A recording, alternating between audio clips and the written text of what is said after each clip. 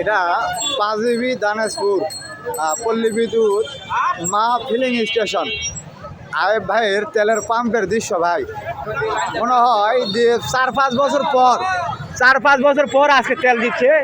সেই তেলের লাইন এইরকম এই অবস্থা দেখেন, আপনাদেরকে একটু দেখাই। দেখেন, এটা হচ্ছে পাঁচবিবি আয়েব ভাইয়ের অর্থাৎ মা ফিলিং স্টেশন।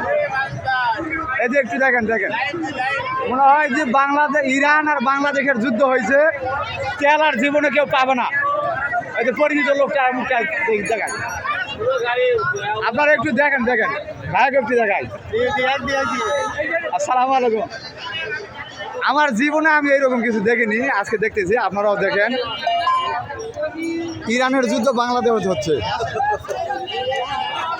কত দূর থেকে জানি না ভাই, তবে আমার সুবর্ণ সুযোগ ঢাকা যাওয়ার পথে আমি এই ভিডিও ধারণটা করলাম। ইনশাল্লাহ দেশবাসী দেখুক,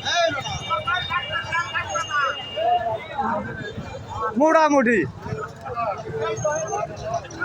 ইনশাল্লাহ